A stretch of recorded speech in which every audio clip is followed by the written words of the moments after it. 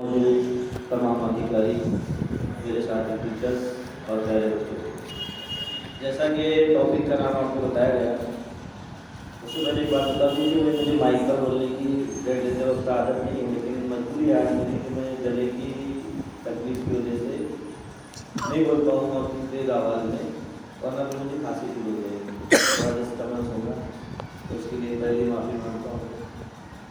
तो जैसा कि टॉपिक आपको बताया गया है रोटी मेकर, तो जब मैं हॉस्टल में पढ़ता था तो उस वक्त हम लोगों को खाना बाहर से मंगवाना पड़ता था, मेज लगानी पड़ती थी। लेकिन कभी कभी ऐसा होता है एंजॉय करने के लिए अपने आप सब बच्चे छुट्टियों के अंदर जो है ग्रुप करके बनाते, उस वक्त जो चाहे वो बना सकते, लेकिन रोटी नहीं बना सकते। ये सब बना सकते हैं हम लोग, लेकिन रोटी नहीं बना सकते। हाँ, अगर कोशिश किए तो किसी न किसी मुल्क का नक्शा जरूर बन जाता, लेकिन रोटी नहीं बनती। तो नक्शा ना बने, रोटी बने, इसके लिए हम क्या कर सकते हैं, ऐसा मेरे दिमाग में पहले से चलता है। तो अभी वक्त भी है, मौका भी है, तो उस बात को मैंने यहाँ पर कोशिश किया हूँ। लेकिन उससे पहले एक बात बता दूं मैं तुम्हारे को मॉडल लगने से, कि एक ट्रैक के ऊपर चलते हुए काम करना आसान होता है,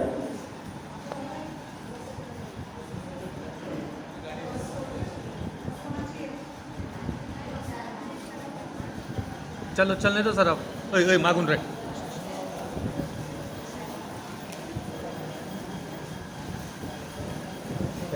आपका पता था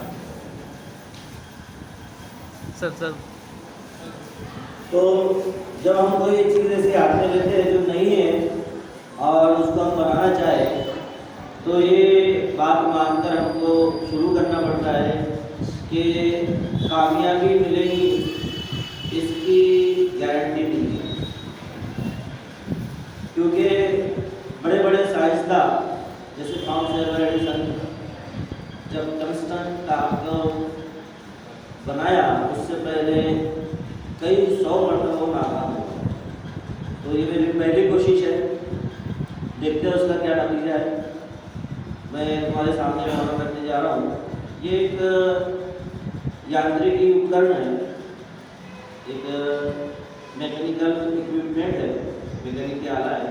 देखते हैं तुम्हारे सामने क्या बताता है।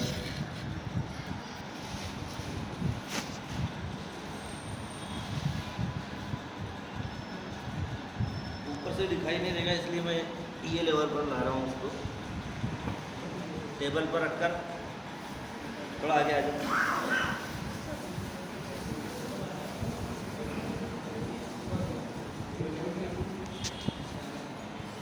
हाँ, ये आला बनाते वक्त तो मैंने जो सबसे खास बात है उसका बहुत ख्याल रखने की कोशिश किया। खास बात क्या है कि माँ के हाथ की जो रोटी बनी होती है वो तख्ता और बेलन से ही बनी होती है।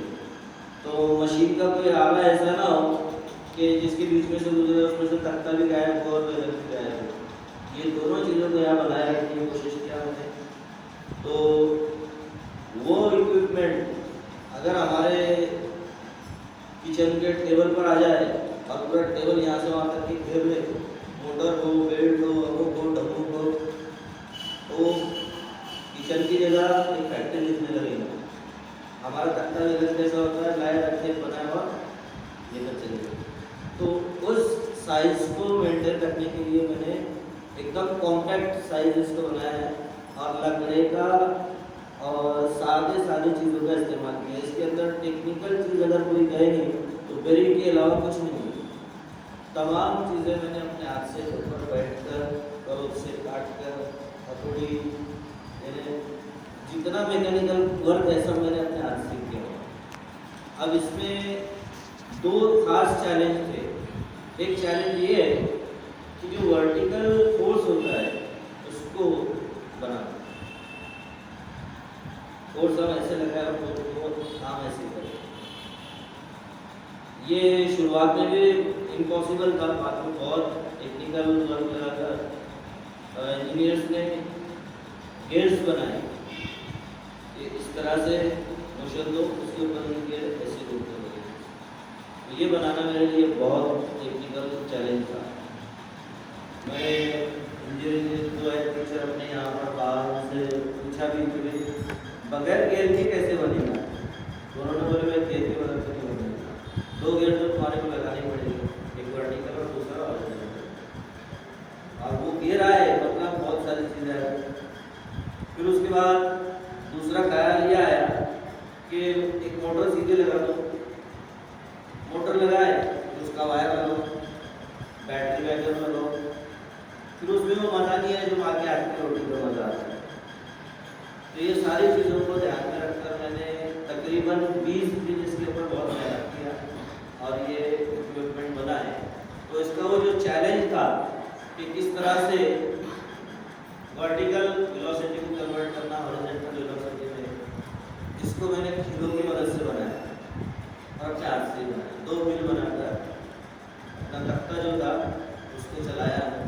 तो ये चलाने का चैलेंज अपना यहाँ पर प्रेजेंटेशन करने के 1 दिन पहले कंप्लीट हुआ सक्सेसफुल। रोटी करना तो आगे की बात है, पहले वो चलना मुश्किल था, उसको चलाने में मैं 1 दिन पहले कामयाब हुआ। फिर उसके बाद दूसरा चैलेंज था कि वो प्रोसेस में आने के बाद उसके ऊपर चपाती बनाते आए। अब हमारा जो बेलन होता है पूरा कंप्लीट होता है, लेकिन ये कंप्लीट नहीं है। मैं रोज वाइज बताता हूँ उसमें जो बेलन मैंने इस्तेमाल किया सेपरेट है। ये जब व्हील घूमेगा वो उस वक्त ये इधर घूमेगा और ये इधर घूमेगा, तो ये दोनों की डायरेक्शन ऐसी है। इससे क्या होगा कि अगर इसको रोटी चिपकी तो ये क्या करेगा, उसको नीचे डालेगा।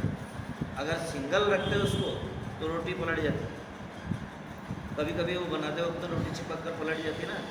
अब ये तो मशीन है, तो इसको मेंटेन करने के लिए ये ऐसे घूमेगा और ये ऐसे घूमेगा। तो ये जो मैकेनिज्म था, ये मैकेनिज्म सबसे दिमाग वाली का काम था दूसरे से कि भाई ये कैसे बने। दोनों को सेपरेट करके उसके अंदर 4 बेरिंग लगाकर दोनों को थोड़ा सा हेवी किया ताकि बेरिंग का प्रेशर आए, वहाँ हाथ लगाना ही नहीं, हमारे को सिर्फ घुमाने का काम करना है। तो इस तरह से वो चैलेंज हमारे सामने आया, लेकिन उसमें थोड़ी कमी है, 2 खास कमियाँ हैं जिसकी वजह से मैं आपके सामने वो रिजल्ट नहीं बता सकता। अगर होता तो मैं यकीन से कह रहा कि रोटी बनाकर बताकर और खिला भी देता आपको, लेकिन कामयाब नहीं हुआ। ये थोड़ी सी इसमें कमी रही। उसकी वजह है, खास वजह ये है कि वो कॉम्पैक्ट बनाने की वजह से नीचे का जो व्हील है वो छोटा है और वो इतनी स्पीड मेंटेन नहीं कर पा रहा जिसको RPMs कहते हैं।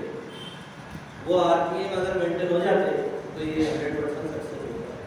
उसके लिए ये मॉडल यहाँ पर नाकाम, सक्सेस नहीं है। मैं कबूल करता हूँ, हर नाकामी के बाद ही कामयाबी आती है, लेकिन ये मॉडल चल रहा है, रिजल्ट नहीं है उसका।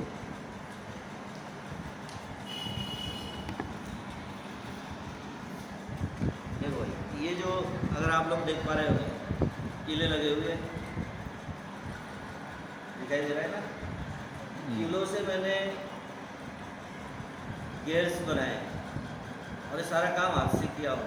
जितनी लकड़ियाँ है ये सब मैंने अपने हाथ से काटा हूँ, फेविकोल वगैरह।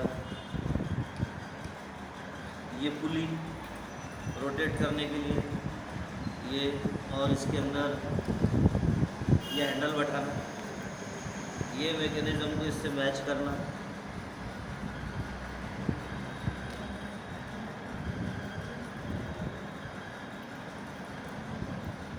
इस तरह से तो यहाँ पर आटा रखकर, तुम्हारे सामने देखो थोड़ा सा ऑयल नजर भी आ रहा होगा, दिखाई दे रहा ऑयल। मैंने बहुत प्रैक्टिस किया कि बन जाए, लेकिन रोटी नहीं बनी इसके ऊपर। तो ये मेरी कोशिश थी। आप लोग बच्चे हैं, थोड़ा सा आगे जाकर तुम्हारे पूरे हाल से गुजरना है, हॉस्टल में तो हो सकता है कि तुम लोग इसको कामयाब करो। Thank you